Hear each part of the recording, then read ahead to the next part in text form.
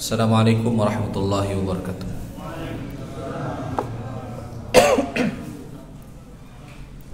Alhamdulillahirabbil alamin. Wassalatu wassalamu ala asyrofil anbiya'i wal mursalin nabiyina Muhammadin wa ala alihi wa ashabihi afdhalus salati wa atamut taslim. Amma ba'du. Alhamdulillah, syukur kita kepada Allah Subhanahu wa taala. Salawat dan salam untuk Nabi kita Rasulullah Muhammad sallallahu alaihi wasallam serta keluarga dan para sahabat-sahabat beliau. Bapak Ibu para jamaah kajian rahimakumullah. Pada pertemuan malam hari ini kembali kita lanjutkan kajian tauhid kita.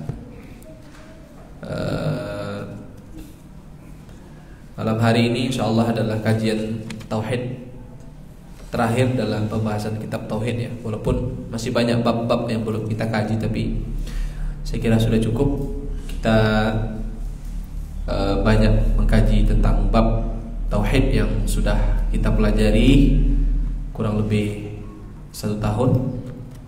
Mudah-mudahan bisa menjadi pedoman dalam menjaga akidah kita, karena yang paling mahal dalam hidup kita ini adalah menjaga kemurnian tauhid atau akidah yang selamat. Dan sebenarnya dalam hidup seorang muslim ada 3 keselamatan yang harus dia jamin ya, harus dia selamat dari 3 hal. Yang pertama adalah apa yang disebut dengan istilah salamatul aqidah. Seorang muslim itu akidahnya harus selamat ya, harus betul-betul selamat dari yang namanya segala macam bentuk keyakinan yang sifatnya syirik atau perbuatan-perbuatan yang sifatnya kesyirikan yang merusak akidah hingga akhirnya akidah tidak selamat. Kalau akidahnya sudah selamat, maka dia punya kewajiban untuk berpindah kepada keselamatan yang kedua, yaitu salamatul ibadah. Bagaimana ibadahnya itu harus selamat. Apa ini maksud dengan ibadah itu harus selamat? Selamat dari apa? Yaitu selamat dari apa yang disebut dengan istilah bid'ah dalam setiap amal ibadah. Karena lawannya sunnah adalah bid'ah dan lawannya tauhid adalah syirik. Jadi sunnah dan bid'ah itu adalah sesuatu hal yang bertolak belakang. Kita harus pastikan, kita harus selamatkan semua ibadah yang kita lakukan itu sesuai dengan tuntunan Nabi sallallahu alaihi wasallam. Karena yang namanya bid'ah itu adalah suatu amalan yang tidak dicontohkan dan tidak diamalkan serta tidak diperintahkan oleh Nabi sallallahu alaihi wasallam, walaupun itu dianggap baik oleh kebanyakan orang. Ya, jadi ukurannya bukan baik atau tidak baiknya, bukan banyak atau tidak banyaknya orang yang mengamalkan, tapi benar atau tidaknya amalan itu diamalkan oleh Nabi sallallahu alaihi wasallam. Kemudian yang ketiga, kalau akidah kita sudah selamat, kemudian ibadah kita juga sudah selamat, ya, maka kita berpindah kepada tugas yang ketiga, yaitu apa yang disebut dengan istilah salamatu al-akhlak, yaitu akhlak yang selamat. Artinya kita selamatkan akhlak kita ini dari segala sesuatu yang sifatnya buruk, baik itu ucapan-ucapan yang buruk atau perkataan-perkataan yang buruk serta penampilan-penampilan yang buruk. Karena akhlak itu cakupannya ada 3 ya Bapak Ibu rahimakumullah. Yang pertama adalah ucapan kita. Ya, setiap kita ini hendaklah berkata dengan ucapan yang baik, sebagaimana yang Allah katakan dalam Al-Qur'an, wa qulu lin-nasi husna. Berkatalah kalian kepada sesama manusia dengan perkataan yang baik. Jadi akidah akhlak yang selamat adalah ucapan yang selamat dari kata-kata yang buruk. Kemudian yang kedua tadi adalah sikap perbuatan. Kalau bahasa kita ini etika, ya, tata krama, kesopanan, sopan santun, etika kita, perbuatan, adab kita ini, itulah yang disebut dengan sikap yang perlu kita selamatkan. Bagaimana sikap kita ini, ya, itu selamat dari hal-hal yang buruk. Kemudian yang ketiga adalah penampilan. Hendaklah seorang muslim berpenampilan dengan penampilan sesuai dengan tuntunan syariat. Kemudian disertai dengan kesederhanaan dalam berpenampilan. Ya, ini tiga hal yang menjadi bekal dalam hidup seorang muslim. Nah, Bapak Ibu rahimakumullah, itu sebagai tambahan saja, sebagai muqaddimah. Mudah-mudahan bisa menjadi nasihat. Pembahasan kita dalam kajian terakhir dalam kitab Tauhid adalah tentang sebuah kisah. Ada kisah yang panjang.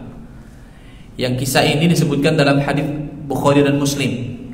Ya, hadis yang diriwayatkan oleh Bukhari dan Muslim tentang 3 orang yang miskin. Ya, 3 orang yang miskin yang diuji oleh Allah Subhanahu wa taala. Yang pertama itu miskin dan dia punya penyakit abros namanya. Abros itu atau penyakit baros. Baros itu penyakit apa ya? Kalau bahasa kita ini, kalau ada istilah albino namanya. Albino itu ada orang yang kulitnya itu separuh putih, nanti di wajahnya juga ada yang separuh putih. Itu bisa sembuh itu, Pak. Itu bisa disembuhkan dan itu penyakit, bukan bawaan lahir, itu penyakit. Ya mungkin ada juga yang bawaan lahir tapi dia bisa disembuhkan. Karena beberapa hadis-hadis menjelaskan penyakit itu bisa disembuhkan. Nah, kemudian yang kedua adalah orang yang miskin dan dia itu apa? Rambutnya nggak bisa tumbuh, botak, gundul, bukan botak lagi. Nggak ada rambutnya, nggak bisa tumbuh. Dan itu kan pengaruh pada penampilannya. Kemudian miskin juga. Baru yang ketiga adalah orang buta. Jadi dia buta dan miskin. Jadi ini semua diuji oleh Allah Ta'ala dengan ujian yang akan kita ceritakan ini. Hadis ini akan kita sampaikan kaitannya dengan ayat Al-Quran.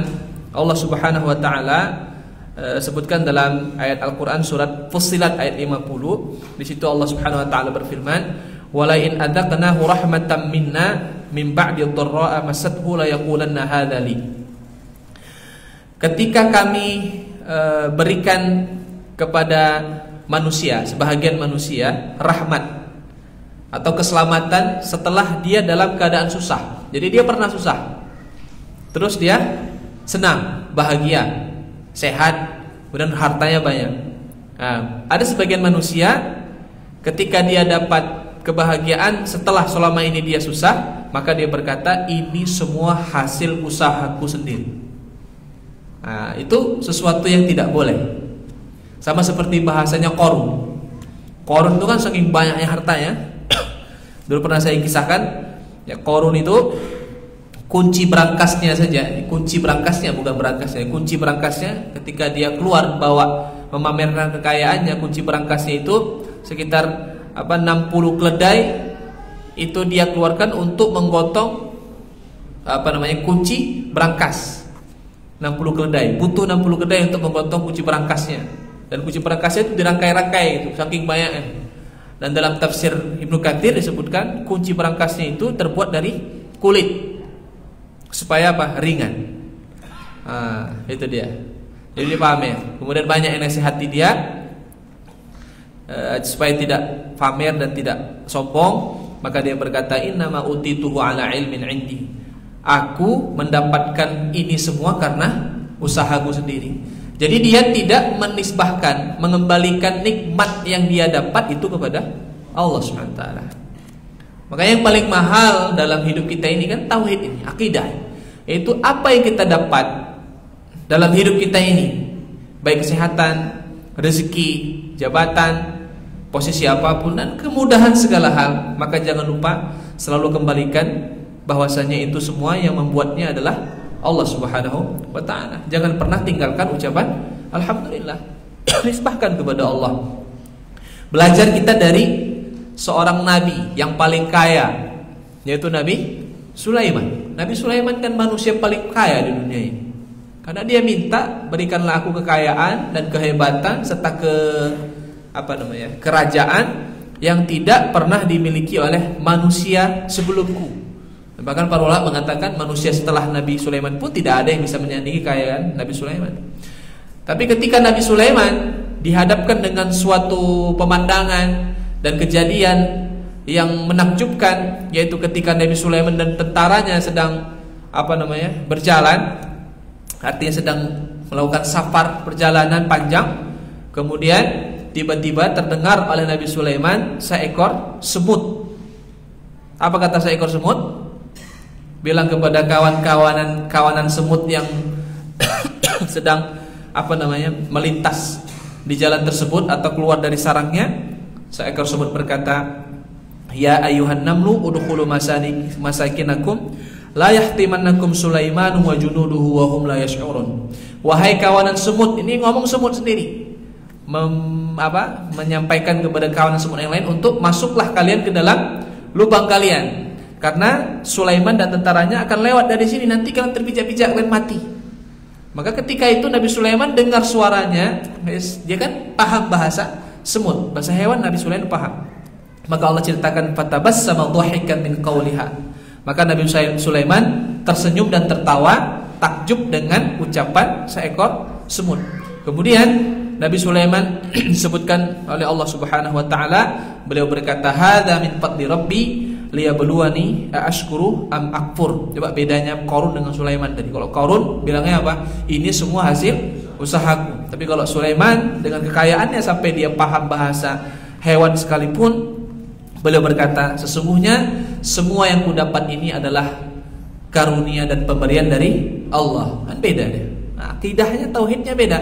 Bahkan Nabi Sulaiman berkata lagi, tidak cukup sampai di situ. Liyabluwani, ini semua sebagai ujian. Jadi kekayaan dan kehebatan Nabi Sulaiman itu juga apa? Ujian. Aashkuru am akfur? Aku ini jadi orang yang bersyukur atau kufur terhadap nikmat yang Allah Subhanahu wa taala berikan kepada kita. Maka dalam sebuah ayat Al-Qur'an, Bapak Ibu rahimakumullah, terkait dengan tadi bahasa Nabi Sulaiman,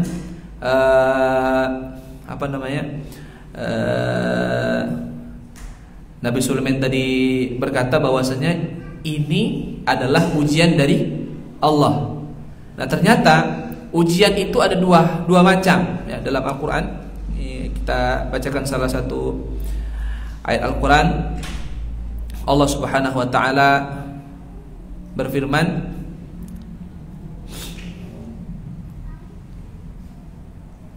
"Wala nabluukum bil khairi wasyarr fitnatan lakum tsumma ilaina turja'un wa ilaina turja'un." Kami akan uji kalian dengan kebaikan atau keburukan. Berarti kalau kita dapat kebaikan itu juga ujian.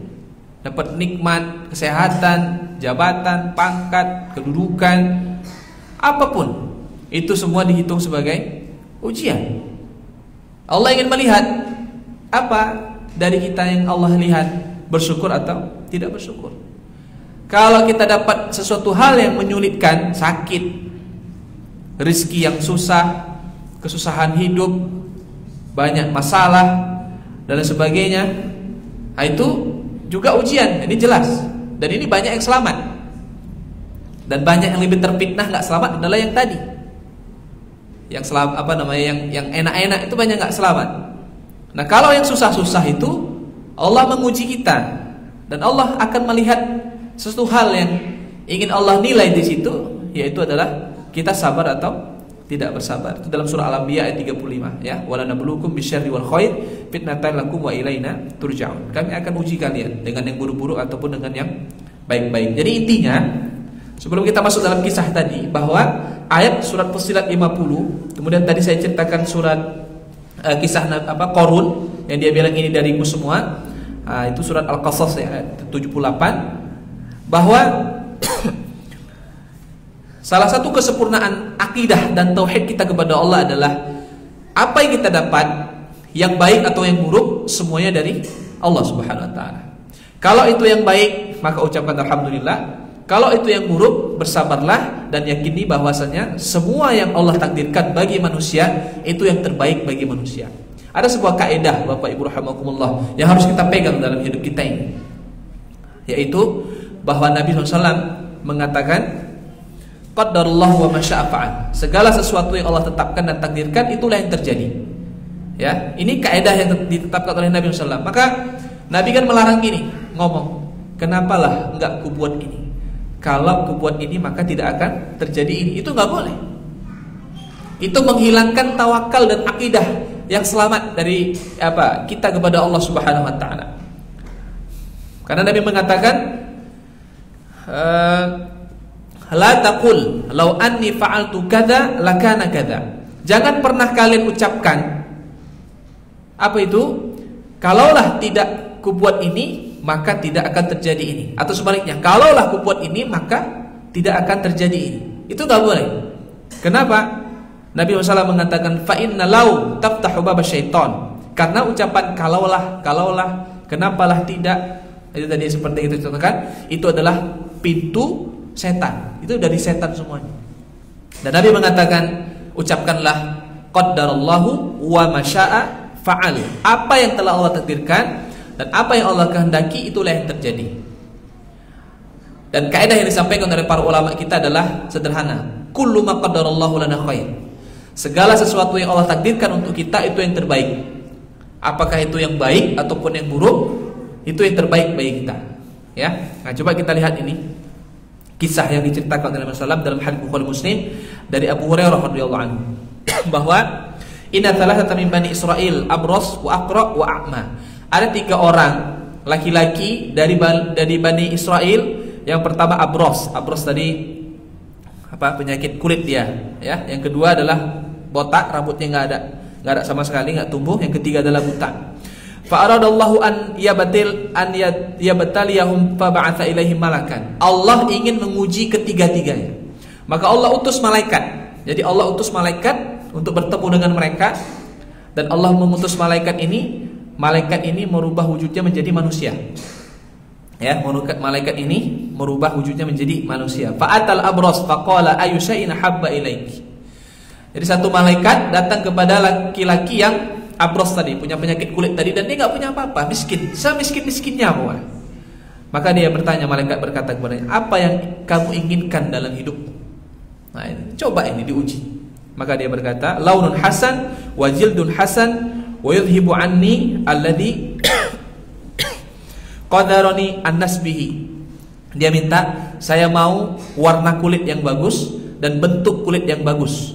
Dan yang ketiga yang dia minta, saya ingin orang-orang yang membenciku itu semua berubah menjadi menyukaiku. Wah, itu dia. Maka apa yang dilakukan oleh malaikat? Famasahahu fadaba anhu qaddarahu wa a'tiya launan hasanan wa jildan hasanan. Jadi ketika dia minta seperti itu, malaikat mengusap badannya, berubahlah badannya itu yang tadi kulitnya buruk, jelek, jadi sehat dan jadi ganteng. Jadi orang melihatnya menjadi suka. Setelah dia sehat, kulitnya baik, sembuh dari penyakit kulit tadi, maka malaikat bertanya lagi, "Fa'yul mal ahabba ilaik?"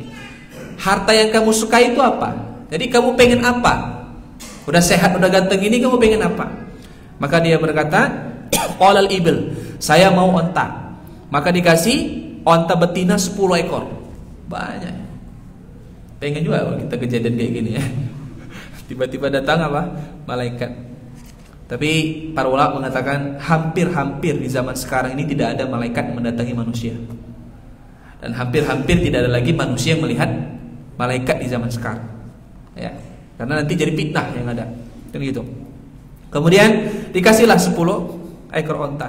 Dan ternyata ada malaikat mendoakan, barakallahu laka fiha. Semoga Allah memberkahimu dan memberkahi hartamu ini. Dan ini pelajaran penting Bapak Ibu, bahwa kalau kita melihat sesuatu yang lebih dari orang lain, apakah dia sehat, apakah anaknya banyak, anaknya hafal Quran, rezekinya banyak dan sebagainya, jangan lupa doakan apa? Semoga barokah. Ya, bilang sama dia semoga Allah memberikan keberkahan. Gitu juga kalau ada yang memuji kita, kita dipuji, masya Allah lancar rezekimu ya, kita bilang apa? Doakanlah supaya barokah. Itu penting. Ya, malaikatnya mendoakan. Ternyata ini ontanya berkembang biak sebanyak-banyaknya. Jadi orang kaya betul dia. Ini yang awal tadi ya. Kemudian cerita yang kedua, Fa'atal aqra. Jadi malaikat ini datang kepada orang yang rambutnya botak tadi, enggak punya rambut, gundul, dan dia miskin sama. Maka dia bertanya kepadanya, ayu syai'in habbu ilaik? Apa yang kamu inginkan? Apa yang kamu pengenkan di dunia ini? Ya, tapi jangan dibayangkan seperti iklan-iklan apa itu? Jin apa iklan apa itu? Rokok apa itu? Sempurna. Kan ada, jangan dibayangkan kayak gitu ya. Ini kejadian nyata. Karena hadis sahih. Nabi SAW mengatakan, hadis Bukhari Muslim. Nanti ada pelajaran yang bisa kita ambil.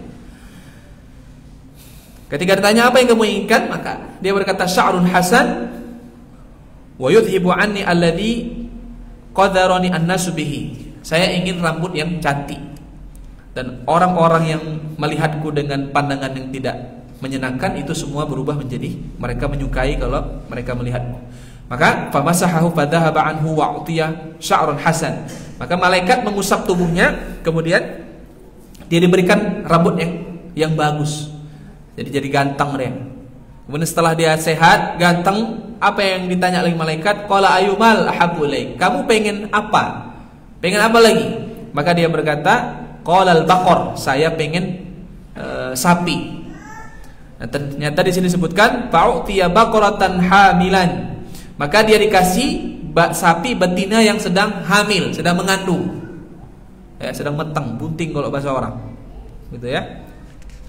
Kemudian qala barakallahu laka fiha. Malaikat pun mendoakan semoga Allah memberkahimu dan memberkahi hartamu ini. Ya sudah, berarti dia jadi orang kaya, berkembang biak, banyak hartanya. Gara-gara sapi yang dia pelihara tadi.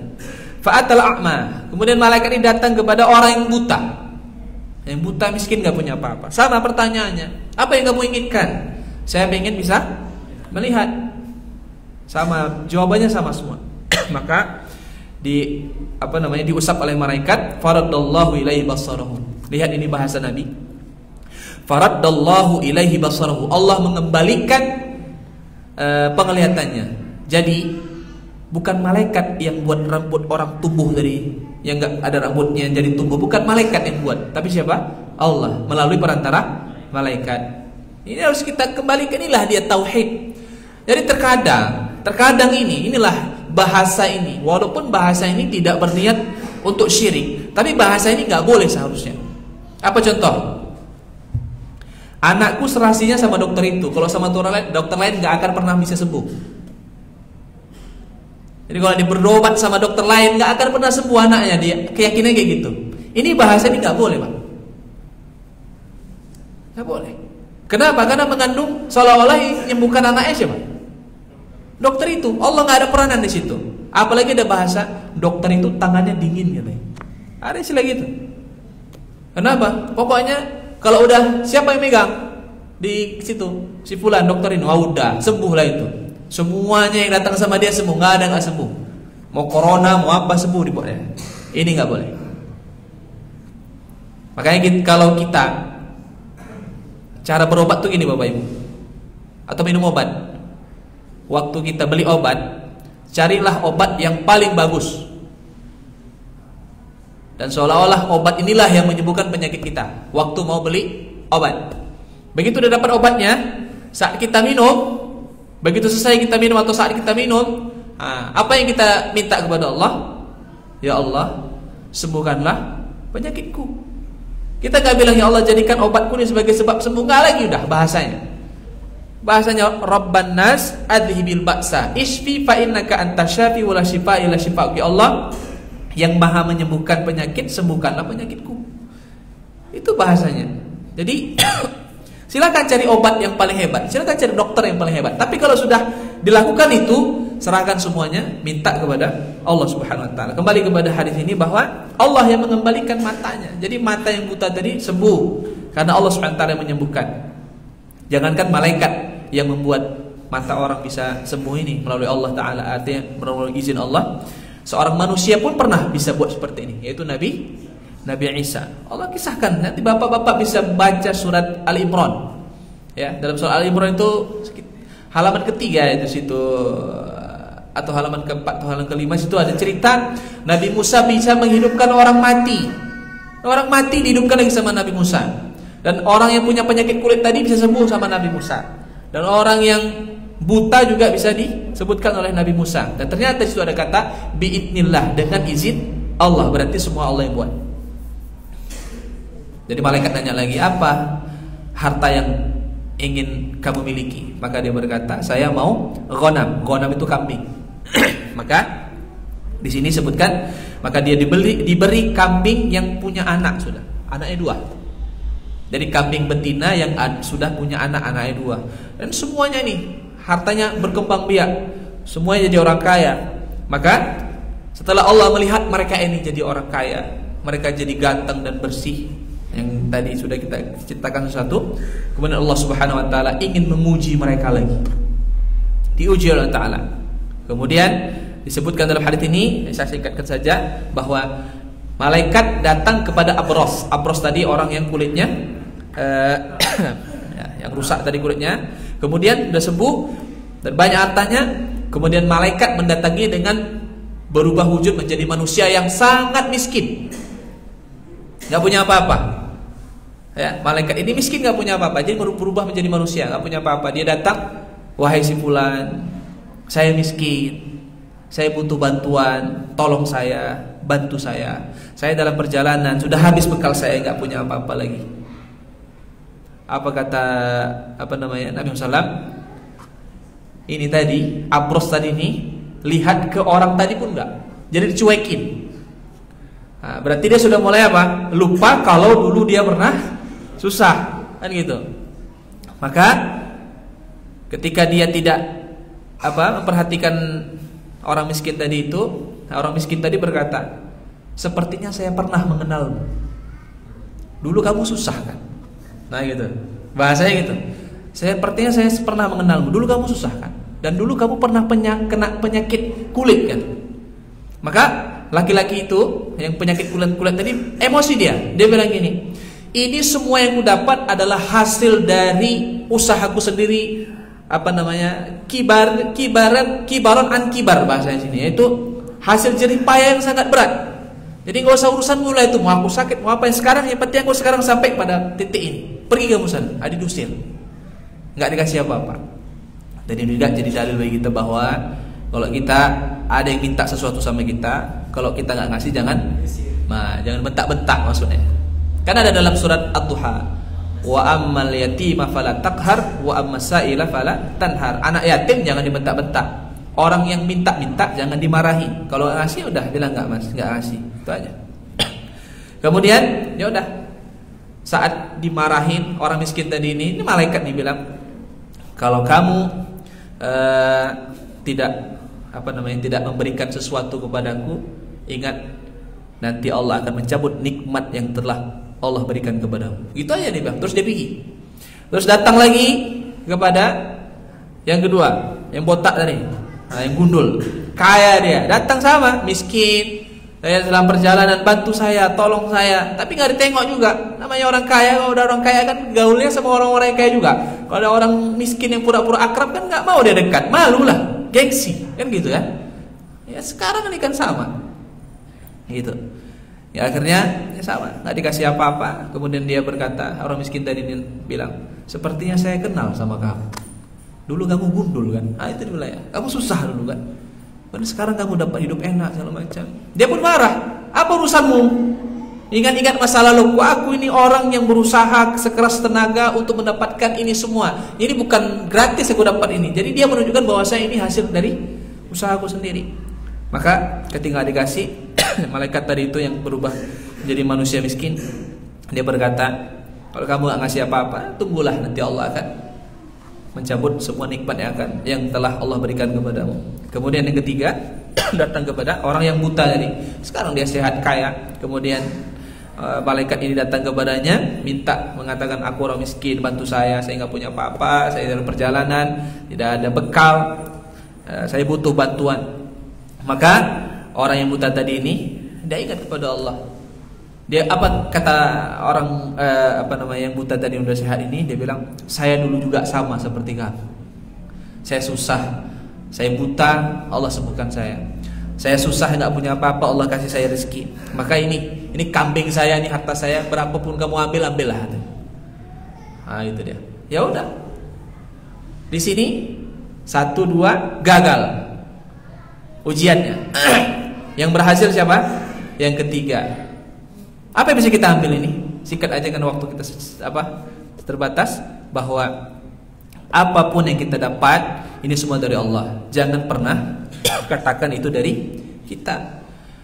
Dan berbagilah, berikan sesuatu yang bisa kita berikan kepada orang lain. Ingat, saat kita dapat nikmat yang banyak, bahwasanya Allah memberikan kita rezeki, itu bukan dari kita.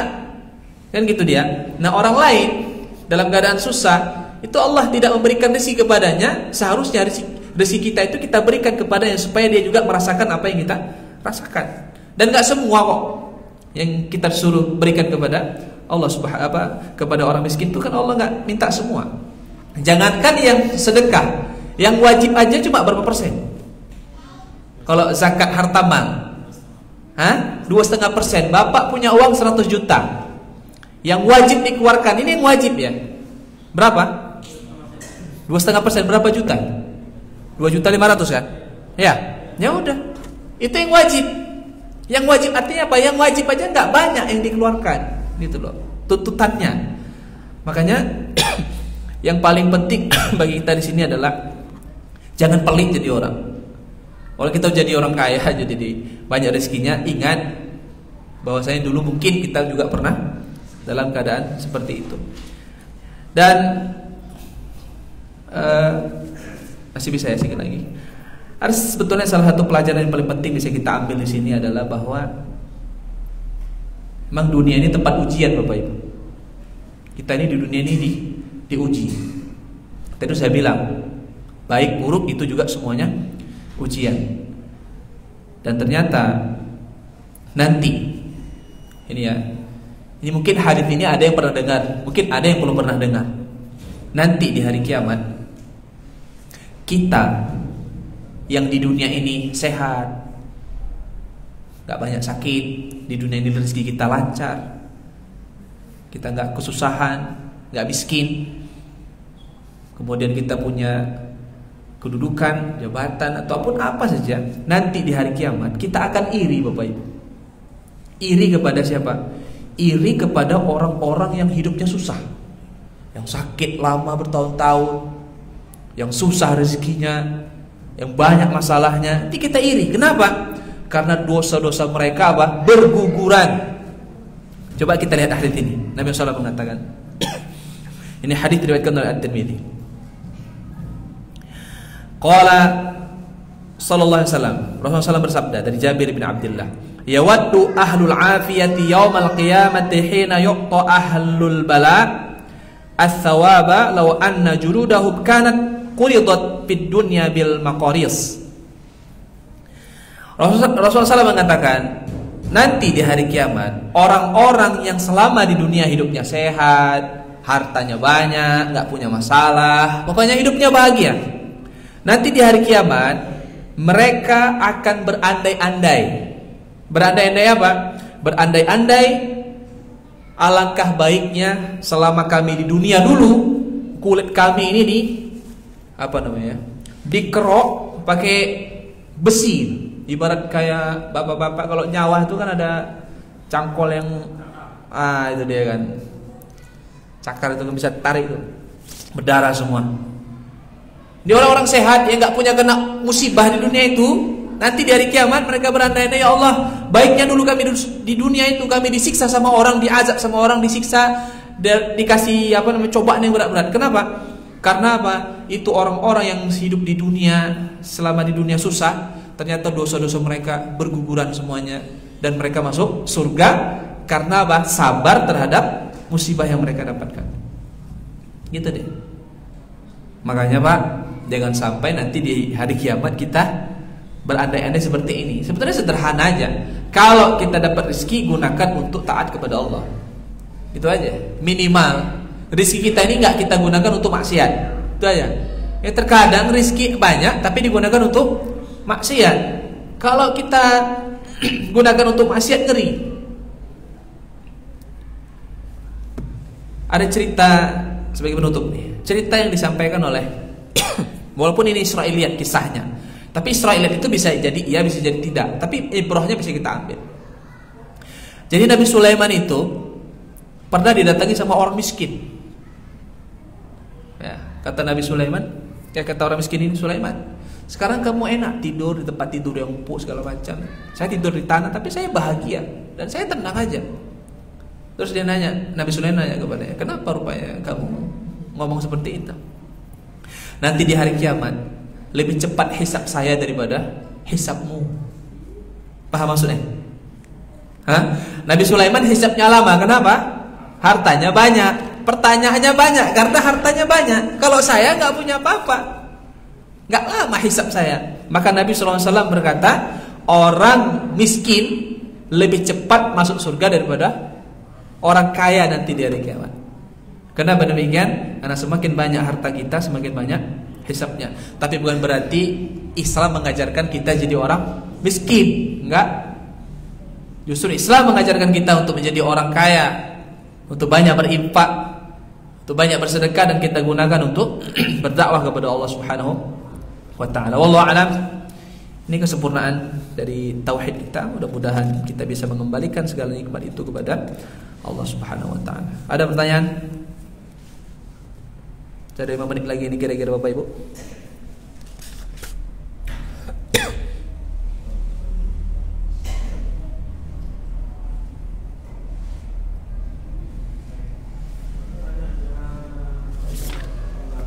Gak ada pertanyaan?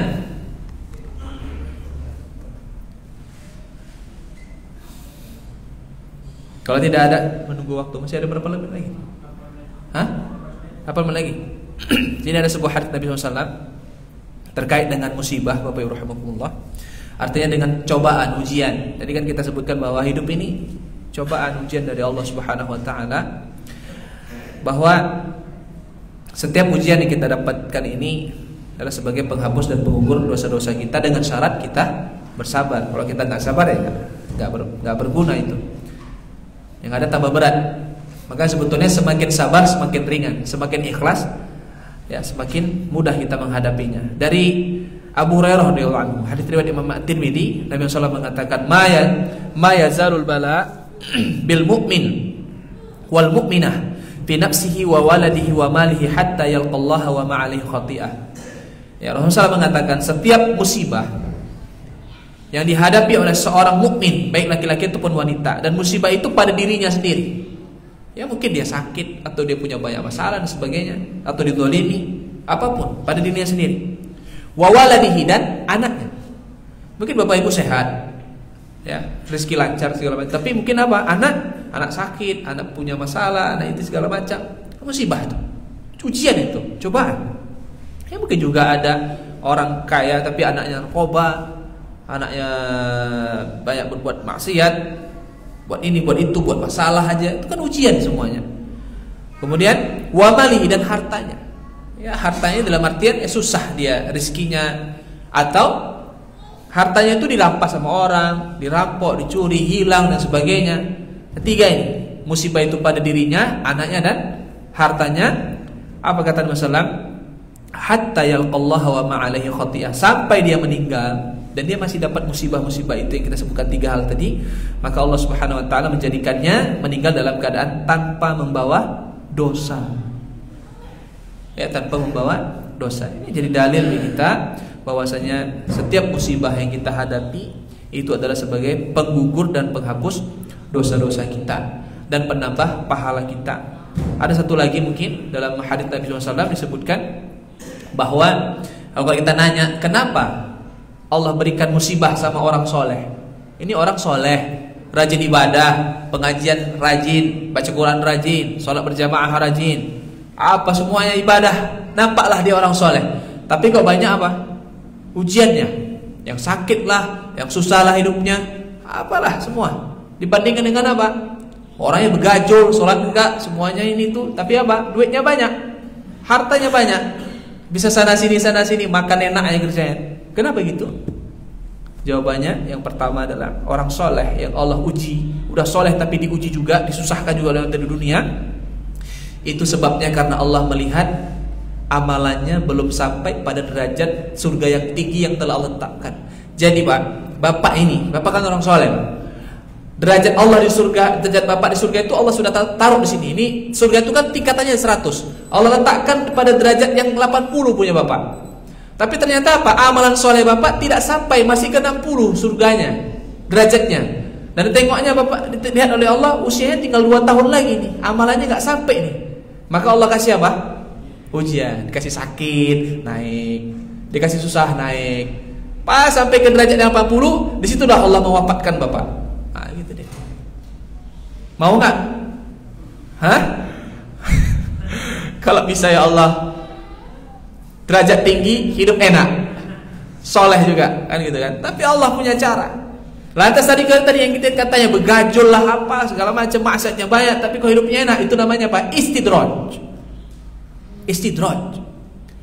Jadi dia banyak dosa, dan Allah tetapkan dia di neraka ini level yang paling bawah atau di mendekati bawah.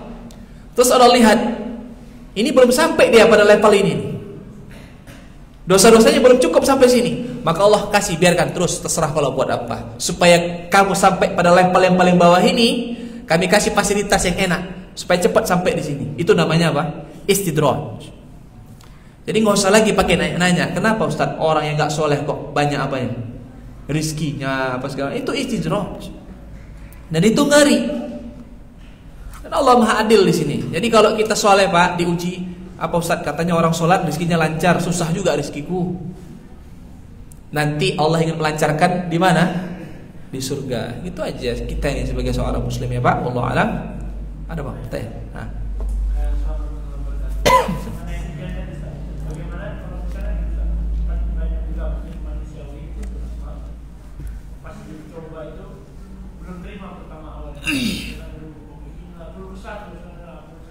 Tapi belakangan setelah dijalaninya selanjutnya dia sabar, atau itu gimana? Apakah juga termasuk dia tidak menyalahi karena gara-gara dia pertama kali marah kepada Allah? Ada seorang wanita, anaknya meninggal. Dalam sebuah riwayat suaminya meninggal. Jadi Nabi dia nangis-nangis aja. Nangis-nangis dia. Marah-marah, tuh nggak terima gitu. Nah, perempuan kan. Kemudian dari kejauhan ada yang bilang dari kejauhan tuh suara, sabar dan carilah pahala. Terus wanita ini karena dia tadi nggak sabar, pergi kamu dari saya, dimarah. Jadi dia nggak terima kalau dinasihatin gitu. Begitu yang nasihatin pergi, orang pada ribut semua. Hei, kamu tahu nggak siapa yang nasihati kamu tadi? Siapa rupanya? Rasulullah. Dia langsung lari keluar, tinggalkan suaminya meninggal dari ini, langsung lari keluar, dikejar Nabi SAW. Dijumpai Rasulullah, mohon maaf, saya nggak tahu kalau itu engkau. Ya, saya sabar. Apa kata Nabi? As-sabru inda sadmatil ula. Yang namanya sabar itu ketika dapat musibah langsung sabar. Sekarang kamu sudah terlambat sabarnya. Berarti apa? Kalau bahasa yang demikian, itu kesabarannya tidak sempurna. Walaupun sabarnya didapat setelahnya, ya mungkin tetaplah dikatakan orang bersabar. Tapi namanya sabar itu adalah saat terjadi, disitulah kita mampu untuk menahan. Jadi sabar itu bukan berarti kita nggak sedih Pak. Sabar itu bukan berarti kita nggak nangis. Sabar itu bukan berarti kita nggak ngeluh. Silakan ngeluh, tapi ngeluhlah sewajarnya. Karena sabar itu artinya adalah menahan, gitu loh. Menahan diri dari untuk apa? Untuk ada semacam apa namanya? Semacam ketidakterimaan terhadap apa yang kita dapatkan. Jadi sabar itu lebih kepada menahan. Jadi orang yang nangis bukan berarti nggak sabar. Orang yang sedih bukan berarti nggak sabar. Orang yang sakit hati bukan berarti nggak sabar. Dikata-katain sama orang sakit hatinya, sedih dia, tapi tidak membalas, berarti dia sabar udah. Gitu aja. Wallahu alam ya. Mudah-mudahan bermanfaat. Insyaallah nanti pada pertemuan yang datang kita akan bahas materi yang lain. Saya pikirkan apa yang bermanfaat. Insyaallah kajian kita hadis saja. Demikian. Subhanakallahumma wa bihamdika, asyhadu an la ilaha illa anta, astaghfiruka wa atubu ilaik. Assalamualaikum warahmatullahi wabarakatuh.